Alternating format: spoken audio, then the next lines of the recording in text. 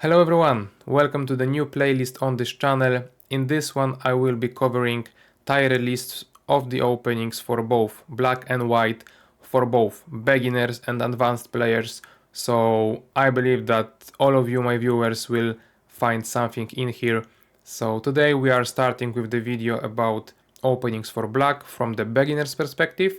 And since I believe that those tier lists videos are quite long, I will not make any longer intro. Let's just jump straight into the first opening. Okay guys, so as you can see, first on the list is the Petrov's defense.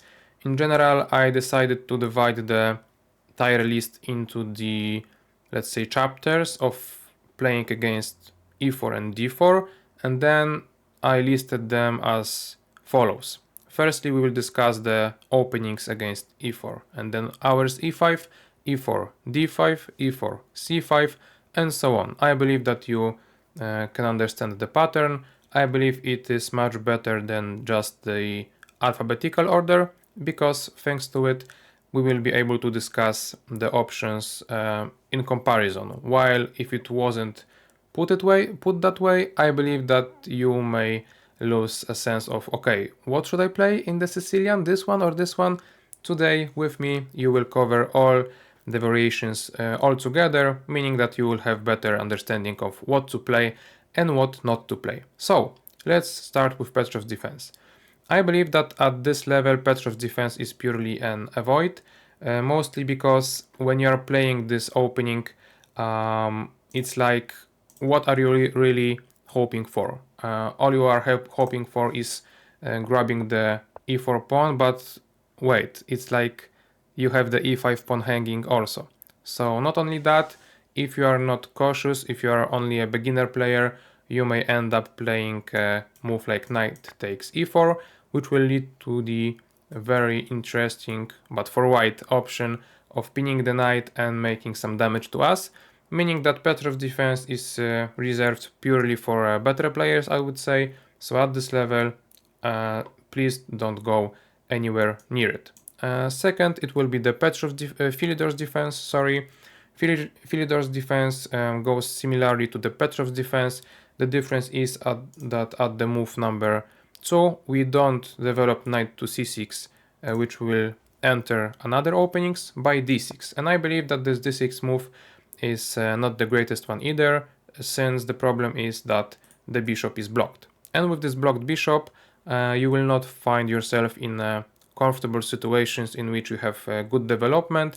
You will be quite passive, and when you are in a beginner, you should go for the openings that allow you to fight for the center and find many ideas of how to continue later on. So with that in mind, I would say that Philidor's defense is also an avoid. Now we are entering the territory of the Italian game, and I have listed gioco piano and fried liver defenses. You may ask me, okay, you are saying about Italian game, where is the Italian game? So in general, one more thing I wanted to mention is that because some openings might be chosen by white, some openings might be chosen by black.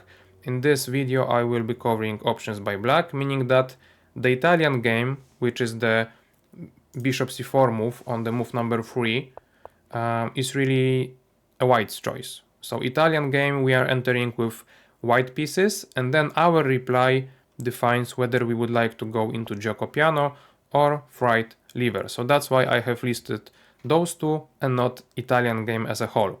So going into the gioco piano, which will be the bishop c5 move, I believe it's a really decent option for you as a beginners, because as I've said, you are putting a great fight to the center of the board. You have both pieces developed looking at the d4 square together with your pawn. Also, you will be able to shortly play knight f6 with castle, allowing you to just have a safe king, developed pieces, so it's purely a legit opening, I would say.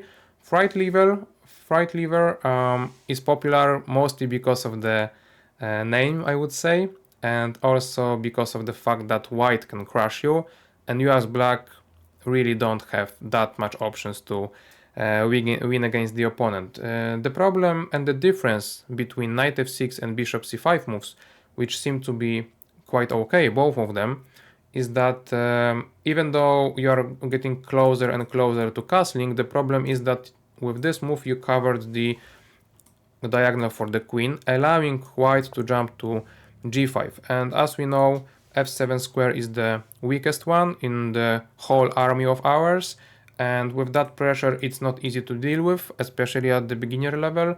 So even though the name is tempting, let's say, I would say fright level will be also avoid, because we may try to put it into the category of tricks only, but there are no tricks for black. That's the problem. So Giocopiona as of now goes to the legit category, legit tire.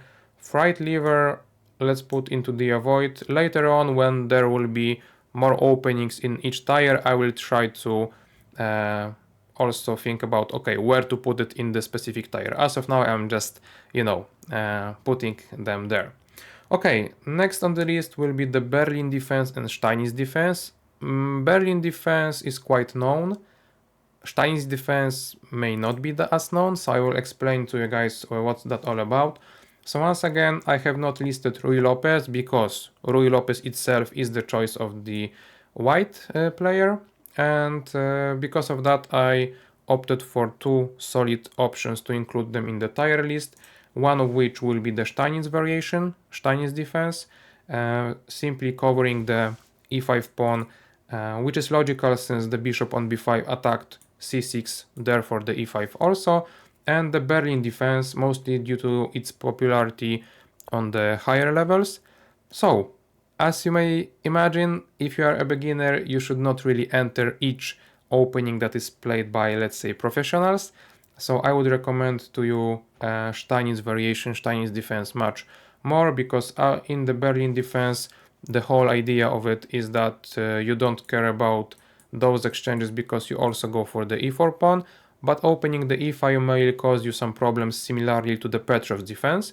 And not only that, if you would like to follow the main line, which is castle and knight e4, once again you are losing some tempos while your king is not yet safe. E-file is open because of your last two moves, so it's not easy to navigate at lower level. So let's leave the Berlin defense for the better players, and I would say that Steinitz is actually much easier to play. There is no much fury and you should get decent position in general. So that's why I will put the Berlin's defense in the avoid as of now. And Steinitz defense, it seems like I am very biased. I'm either putting everything into avoid or legit. So let's just say it's legit, since it's the only option basically for you I suggested against Ruy Lopez. So yeah, it has to be a legit at least. So I believe that we've covered e4, e5 quite decently as of now, and we are entering the Scandinavian territory. I'm not sure how many fans are out there at the lower levels, but I believe that many players are actually playing the Scandinavian, but the thing is that they don't know the theory, so the most common option I observed really is e4, d5 takes, and after knight c3, let's say queen e5 check. So this is purely a bad variation. I will not even include it in the tier list. You are making two moves with the queen. Queen is in the center of the board, easily to be attacked, so it's not working, guys. It's just not working. So in this tier list I will cover Scandinavian anyway, but a little bit better variations. First of all will be the knight f6, and actually I believe that it may come as a surprise at the lower level, because you are not getting the pawn back straight away, right? And that's what your opponent usually expects. And the biggest difference between this variation and, let's say, queen d5 immediately might be that after such variation, once again you have queen on d5, but the difference is that there is no knight to harass you. So maybe it will be a little bit better. Still, objectively, I don't like this as an opening for any level basically, But if you really want to try the Scandinavian, maybe this will be a variation for you. In terms of talking about this specific variation and not about queen e5 or queen e6 checks, meaning that queen a5, queen d8 or queen d6, those are the three options that might be chosen by you and are quite alright. Even though I believe that the best variation objectively would be queen to d6, and there are plenty of grandmaster who liked this variation, even Carlsen I believe, or Jan Krzysztof Duda if I'm not mistaken. You can correct me in the comments. At the lower level, I'm not sure about it. Let me clear my throat. So yeah, at the lower level I am not sure about it, mostly because queen stays near the center of the board. So opponent might try to attack it, and I'm not sure if it's an okay option to let him do it. Therefore, I would not consider queen d6 as a good option. Queen d8 will be a bad option overall for any player, I would say. It's no use of wasting two tempos in the opening. So the only option I would consider might be queen a5, due to the two reasons. Queen on a5 will not be attacked by the opponent, perhaps, because it's hard to get to it. That's first thing. Other thing is that perhaps in the future, if you will be able to put the bishop on b4, there might be some pressure to the opponent's knight. And as we know, at the beginner levels, players tend to have difficulties in dealing with pins. So maybe that's something about it. But overall, going back to our tier list, I would put queen d8 straight into the avoid, queen d6 in the same fashion, and I think that we might get some new categories opened, meaning that I would put knight f6 as the optional. If you are, let's say, a passive player, you don't want to risk a lot in the opening, knight f6 might be a decent option, I would say, but still I would not recommend it wholeheartedly. And queen a5, since it's a little bit worse still, you are making two moves with the queen, I will put in the tricks only, because as I've said, maybe you will be able to put some pressure to the opponent's knight to pin him here and there, so maybe that's an option. That's it about Scandinavian. I still think I just spent too much time on it, because I could have just put everything into the void and skip it, but you know guys, I want to be quite objective, so I want to talk about everything. Anyway, we will continue with Sicilians, and I'm not really sure why I put the Nimzowicz Sicilian into the tier list, because I'm not even sure if you know the variation, guys. How is it played, and if so, how to play it in general. But I believe that I saw Jan Krzysztof Duda, once again the best Polish grandmaster, played sometimes in the title Tuesdays, if I'm not mistaken. So I will just talk about it briefly, meaning that Nimzowicz Sicilian is the Sicilian in which after e4, c5, knight f3, you go with knight f6. It is rarely seen, mostly because of the fact that you are not really caring about the e5 square before jumping with the knight to f6. So usually you would see moves like d6 or knight c6 first, and then knight f6 will follow. So Nimzo Sicilian is quite different, because knight f6 is played immediately, and because it's played immediately, e5 is possible. So okay, if you are a Jan Krzysztof Duda, you may try it, you may navigate the opening properly. If you are a beginner, after e5 it's quite hard to continue, quite hard to find the space for the knight and so on. So I will put straight into the avoid, really. So as I've said, I'm not sure why have I included it.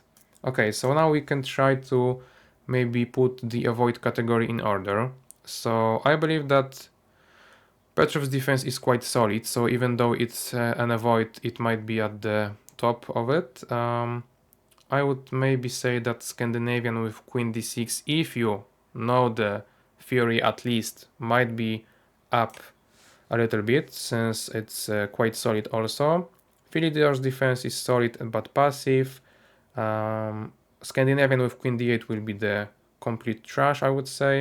Nimzowicz Sicilian, let's just jump a little bit, but I would say that, yeah, this is the correct order, and we can go back to the Sicilian stuff. So, next up the queue is the dragon variation. Dragon variation meaning that there will be no acceleration yet, and dragon variation is played firstly with the move d6, and then, as I've said, knight f6 now. Since d6 pawn is covering the e5 pawn, now knight is happy to jump to attack the e4 pawn, and after knight c3, now we are playing g6.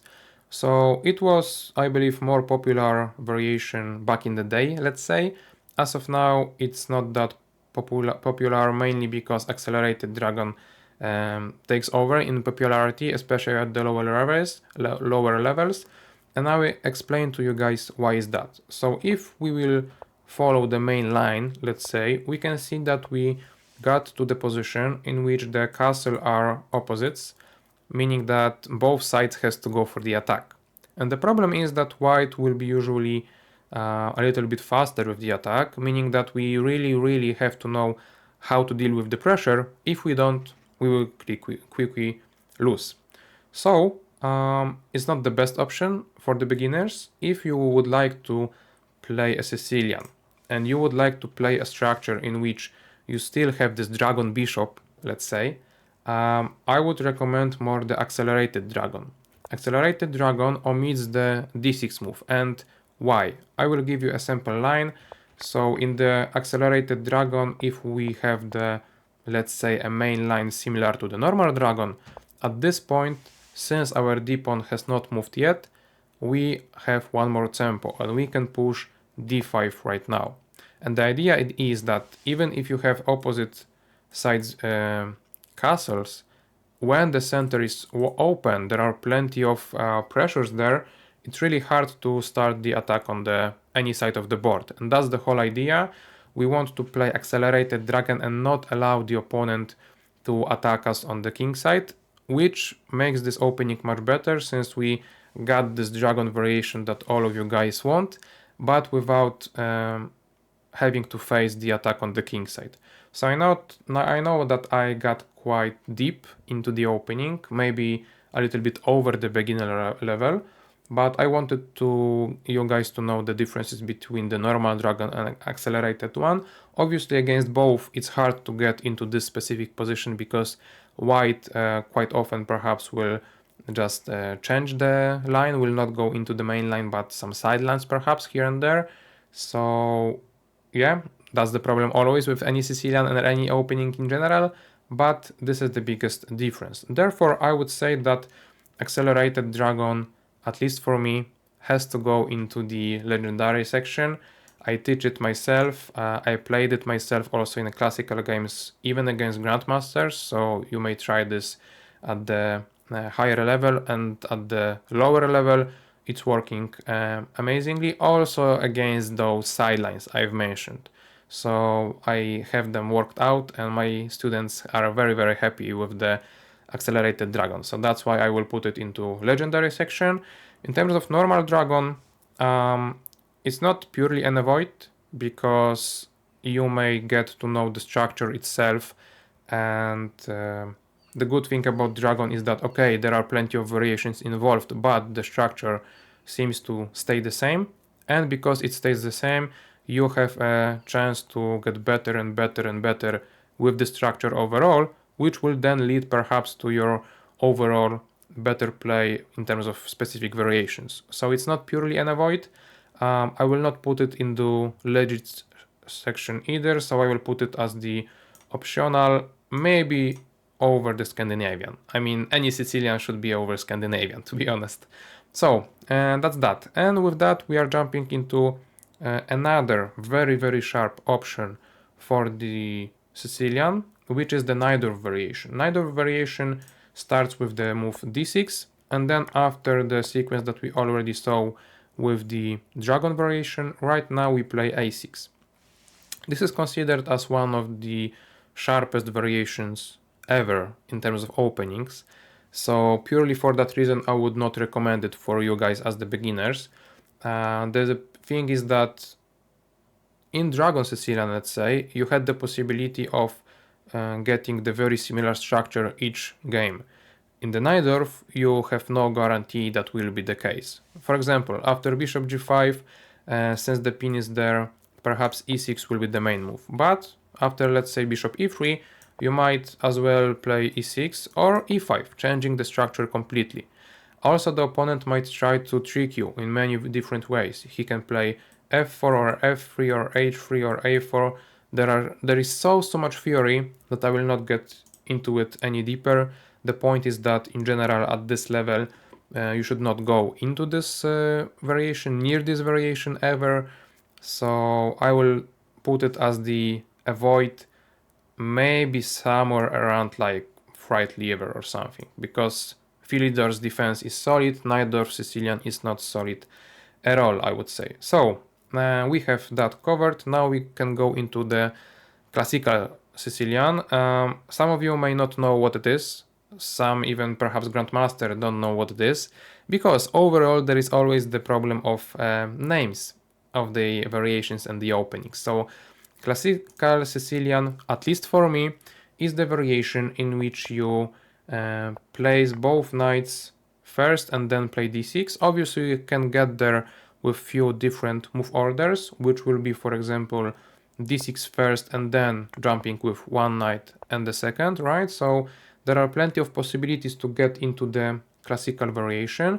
The whole point being is that you are kind of playing like the Dragon Sicilian, but you did not play g6 yet.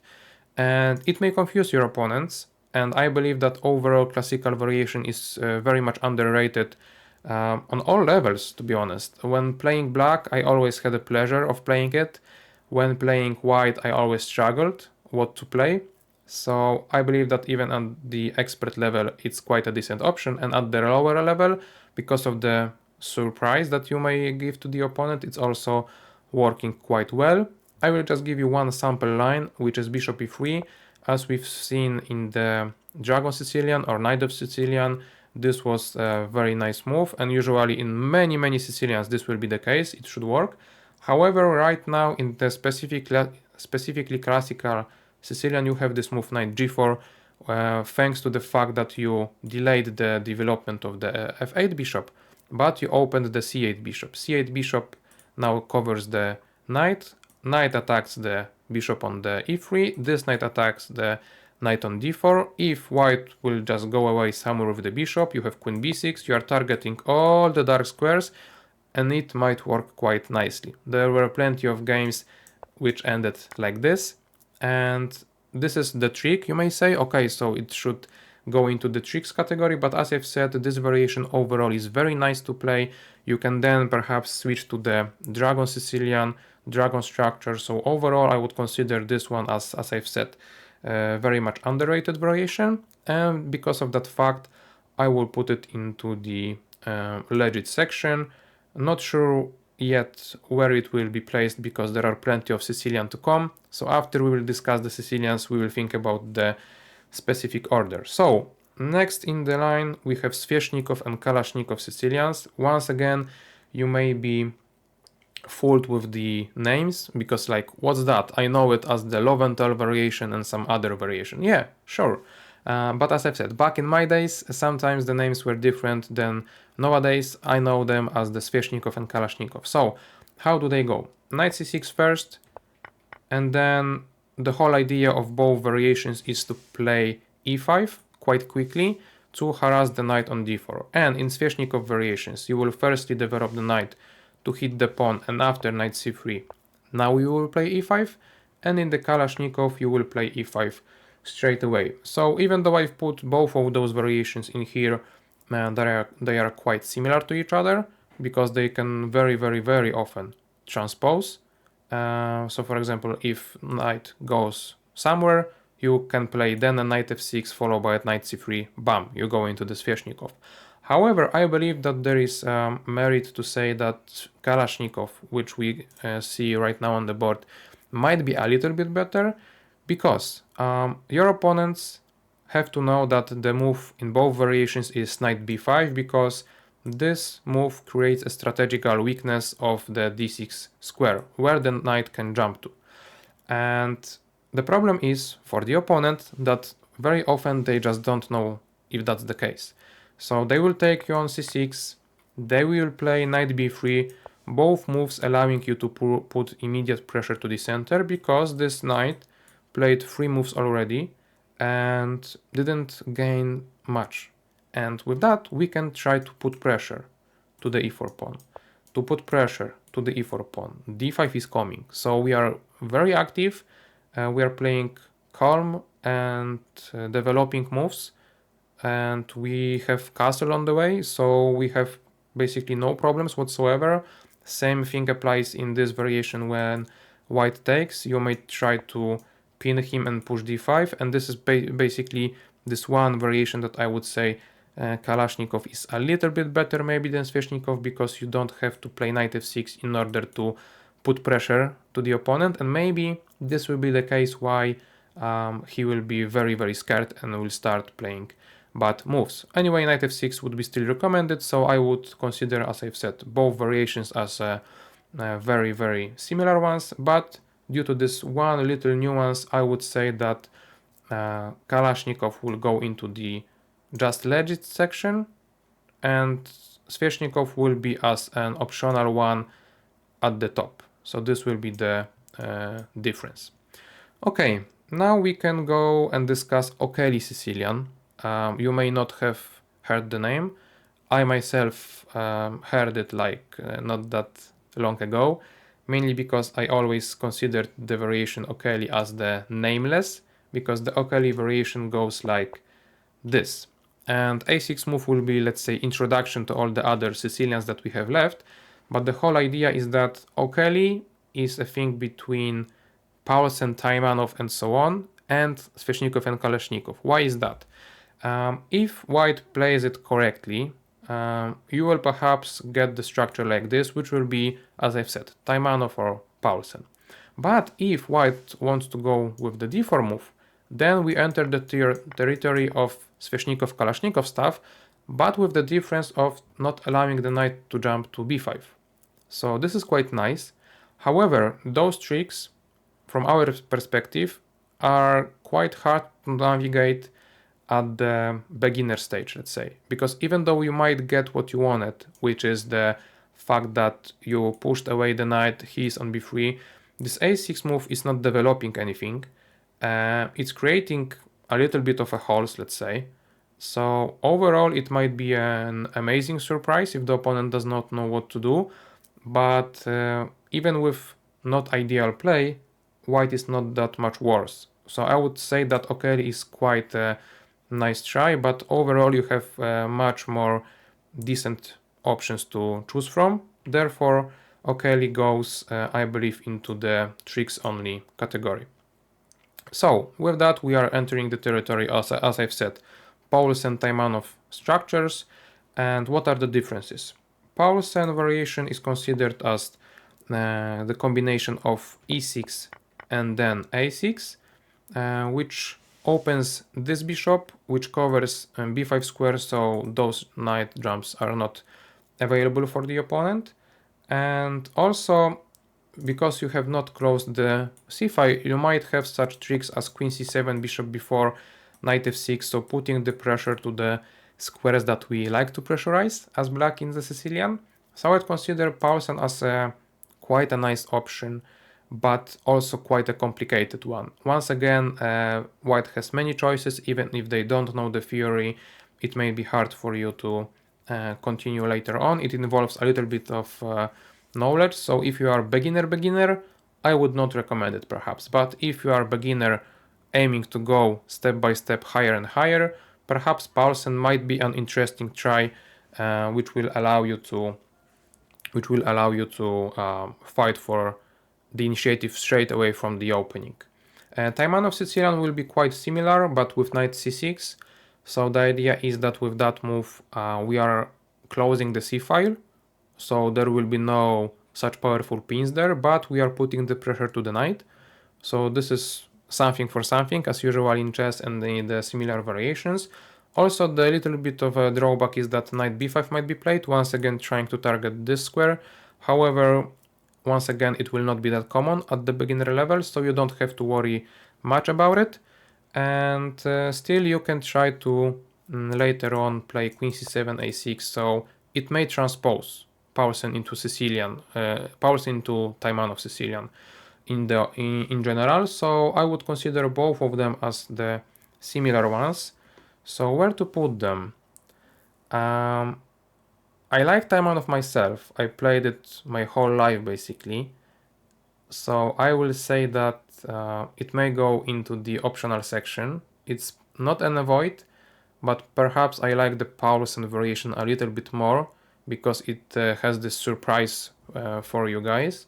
So I will put Taimanov Sicilian maybe there, and Paulsen Sicilian also as the optional, but maybe somewhere higher. Let's say like this, and the dragon will be in between. So now we go into the 4-knight Sicilian. I believe it's once again a very similar one, but what's the difference? The difference is that you have the Taimanov Sicilian stuff, let's say, but with this knight on f6. And what it guarantees is the pressure to the center, not from this side with the pin and the queen, but rather the knight and the bishop straight away. So I would say that this is quite a decent option, the best one out of those that we just discussed in terms of Paulsen, Taimanov and 4-knight Sicilian, mostly due to the fact that you are playing healthy moves all the way. You don't waste time on a6, you don't waste time on queen c7. Both of those moves have merit to it, great, but the thing is that at the beginner level we want to play healthy chess, and healthy chess often means just develop your light pieces, right? So there is one knight, there is second knight, there is the pressure to the center, so I like this option quite a lot. Also, if white tries to develop normally with bishop e2, bishop e3, you can immediately play bishop before, immediately put the pressure to the opponent. So those are the variations that would be an amazing for you to play, and the results would be at least decent, I would say. The only possibility of you having a bad position would be this variation, because if white knows the theory, they can enter, let's say, this structure in which you have plenty of dark square holes, and it may be quite hard for you to navigate. You are lacking space, lacking development, lacking the ideas, what to do with all of it. So it's a high risk, high reward option, I would say, this whole Sicilian 4-knight Sicilian. Okay, you have high reward because you can start pressurizing the opponent very early on and getting even the pawn advantage in the center. The drawback to it is that in this variation you may struggle a lot, therefore it would require you to also cover some variations. So overall I believe that it's not a legendary tire, even though for me myself subjectively it is. I will put it as the legit variation, but at the bottom of the tire, I would say, because of all these consequences if white takes on c6. One last Sicilian that we have will go straightly to avoid, I know it already. Scheveningen Sicilian is the Sicilian in which you place the pawns and the knight on f6 first, so you can enter this structure in this move order. Also in some other ones, let's say you can try to start with d4, d6 sorry, and then play e6. There are plenty of the move orders possible, same as for the classical Sicilian, same as for the 4-knight Sicilian. The difference is that in the 4-knight Sicilian you had both knights developed. In the classical Sicilian you have both knights developed. In the Scheveningen you have both pawns developed, but I'm not sure if that works well because both your bishops are blocked. So just because of that I will put it straight into the avoid, and I'm not sure if there is anything more to cover, and I would put it very low, like maybe in here. Okay guys, so the video is so long. I always talk too much, guys. For the next time you will have to somehow limit me in terms of how much I talk, because we are in the middle of the video and half an hour passed by like that. So let me just maybe be a little bit faster. Right now we have French defense on the line, on the list, and I will cover it together with the Caro-Kann variation. So I would say that the French is quite a solid option, and for you guys at the beginner level, even too solid. What I mean is that when we play the French, we can get either the exchange variation, very popular at the lower levels, when the structure is like symmetrical, dull, boring, not that much is going on, so it's hard to fight for advantage, for initiative with black pieces. And same thing applies to the e5 variation, even though if you know the variation, you might get some wins because of the c5 move, knight c6, queen b6, and so on, targeting those two pawns. Okay, for play, but once again, if you know the theory at some level, even if it's the beginner one, your opponent may also know a little bit, and it's all it matters really. If white knows a little bit of theory, they will perhaps not allow you to take this pawn, and if they will not allow you to grab the pawn, you have the position with lacking of space. And I believe that at the beginner level, space is everything. So with that in mind, both of those variations will not work. Also, knight c3 might be an option seen at the beginner level. In order to fight for anything, you would have to play bishop b4, but we are entering the grandmaster territory. There are so many variations, so sharp, that once again at the beginner level I don't think this is the solution. So overall, unfortunately for all you French enthusiasts, I will have to put it into the avoid section. And let me also talk about Caro-Kann. In comparison, I would say that Caro-Kann offers plenty more of gameplay. Why is that? In the exchange variation, the structure is not that boring because we have c-pawn, we have e-pawn, not like all the symmetrical stuff, meaning that we can have some imbalanced position, imbalanced situation, so we can have more interesting game, learn more from it, etc. In the advanced variation, you did not play e6 yet, and that means that your bishop might develop, so it will allow you to have a little bit more developed pieces. So even though it's not as pleasant still as some more open openings, I would say that it's still much better than French in comparison, let's say. So, and also in terms of knight c3, you don't have to enter very sharp lines as in French in order to get some play. You can just simply grab the pawn, hit the knight, continue development, and you will be both solid. Your structures will be similar, and you may try to learn the Caro-Kann in general, and I guarantee you that it may be the opening that will be with you through all the levels basically. So that's why, even though there are some perhaps problems, especially let's say in the advanced variation, I would put Caro-Kann into legendary status. That's for me a legendary opening for any level, to be honest. I have not played it competitively for like 12 years or more, but still I believe that it's a great choice, and my belief is even growing and growing, you know. French defense, unfortunately, as I've said, it's not that great, so I will put it into the avoid. Maybe just after Petrov's defense. So let's put it there. Alright, continuing, we will now enter the discussion about Peer's and modern defenses and all about that. Peer's and modern defenses are usually connected with such setup as black. This is the Peer's defense. Also in terms of modern defense, you may try some different option, which will be g6 and then d6, but also you can try a moves like a6. Really, guys, they are playable, but if they are playable at the beginner level, it's whole another topic that we may answer with one word: no, it's not playable. I would not ever recommend you guys at the beginner level to just give up on the center of the board like that. If you are Magnus Carlsen, go on, play g6, a6, have some fun, humiliate the opponents because you know how to navigate the middle game. If you are a beginner, you don't know how to do it, so both Peer's and modern defenses are not the greatest of options. Maybe I like the modern a little bit more, especially for shorter time controls. You may track the opponent in few more ways than the peers, mostly because the knight on f6 is still not developed.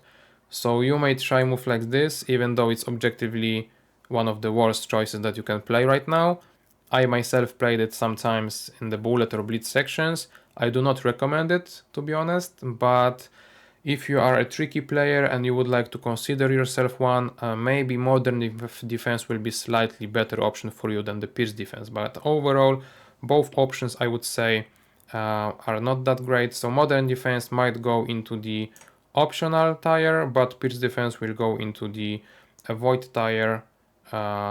Maybe somewhere around Philidor, since they may sometimes transpose into one another. So let's say that's the case. Okay, so I believe, guys, that we've covered all the important pawn moves.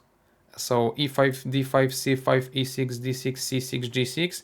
b6 is left, but b6 is not considered as a main line, let's say. So with that in mind, we can switch and talk about some knight jumps. So Alekhine defense and Nimzowitsch defense. There is not much to add about those options really. I would say that both are not great, and all you basically are hoping for is the fact that white will try to harass you many times and it will not work for them, and then perhaps you can attack those pawns, but the problem is that you are lacking space still. At the beginner level you may not even know how to really create an initiative in order to fight against those pawns and take them and grab them. Therefore overall I believe that Alekhine defense is purely an avoid. Nimzowitsch might have some merit to it, mostly due to the fact that when opponent tries to play normally, which would be d4, after d5 takes, you have some pressure to the d4 pawn. So it's like after knight f3 you may even try to pin the knight, play castle, play e5, so sometimes it may work quite well, but only sometimes. First of all, white can in here try to push e5, and the problem is that you have some weird weird French, but without the possibility of playing c5 because knight is in the way. So this one right here will be very hard to play. But I don't want to put everything into the avoid, guys. So maybe we'll agree on the fact that Alekhine will be avoid overall and will be very low in terms of the avoid. But Nimzowitsch defense might go into the tricks, mems and tricks only, maybe even over the Scandinavian, because in the Scandinavian with queen on a5 you don't have such powerful option to attack d4 pawn. In the Nimzowitsch, queen is out there attacking, maybe it will work some way. Okay, with that in mind we have only two openings left against e4. One will be, as we've mentioned, e4 b6.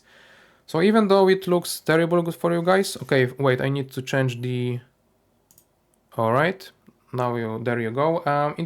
Even though it looks very bad, because you are giving up on the center, I believe the structures that you will get will be similar to the French. However, because you will not play the moves like d5 and c5, the center will be not as closed, and with that in mind we may try to attack it. So you will have one bishop, second bishop, a knight, so all in all you will be attacking the opponent's center quite nicely. And the thing is that b6 also psychologically works that way, that opponent will think, okay, you cannot play chess, so I will just crush you, and they will start going with d4, c4 and all the other moves. Or even if they don't think that way, they can go for a normal looking setup, and then, as I've said, you can put some pressure to the opponent. So I would not consider as the avoid, because it has some merit to it and it may be a great surprise.